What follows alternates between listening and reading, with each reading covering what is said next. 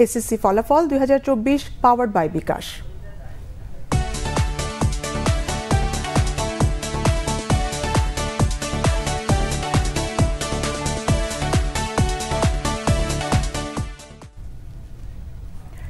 এসএসসির ফল প্রকাশের পর রাজধানীর স্কুলগুলোতে বাঁধ ভাঙা উচ্ছ্বাসে মেতে ওঠে শিক্ষার্থীরা। প্রত্যাশিত রেজাল্ট পেয়ে স্কুল মাঠে মেতে ওঠে নেচে গেয়ে। শিক্ষার্থীদের সঙ্গে যুক্ত হন শিক্ষকরাও। উচ্ছ্বসিত অভিভাবকরাও আসেন সন্তানের ভালো রেজাল্টের খবর পেয়ে। বিস্তারিত ফরুক বাবুর রিপোর্টে। ঢাকঢোল ছাড়া বাঙালির উৎসব অসম্পূর্ণ, তাই শিক্ষা জীবনের এই অর্জনকে স্মরণীয় করে রাখতে ভর দুপুরে এভাবেই মেতে ওঠে এসএসসির উত্তীর্ণরা।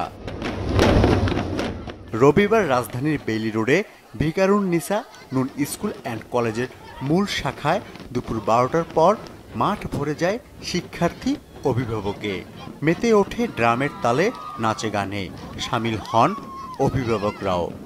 আজকে মাদার্স ডেতে আম্মুর সবচেয়ে বড় ইচ্ছা পূরণ করে দিচ্ছি। যেরকম আশা করেছি তার থেকে বেশি পেয়েছি। সাপোর্ট পেলেও নিজে চেষ্টা করেছি, নিজে পেরেছি, নিজে ভালো ফল আনতে পেরেছি। মেয়ে যাতে বাকি সময়টা এভাবে সফল হতে পারে এবং একজন ভালো মানুষ যাতে হতে পারে। অনেক কষ্ট করেছি, 2 বছর কষ্টের ফল পেয়েছি। ওর সাফল্য মানে আমাদের সাফল্য। ভিকারুননিসায় এবার পাশের হার 98.45%। পাস 2161 জন, ফেল 34 জন।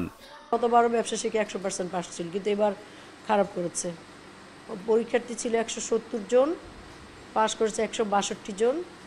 পাশের হার 95.29, জিপিএ 5 47 জন এবং জিপিএ 5 প্রাপ্তির হার 29.01।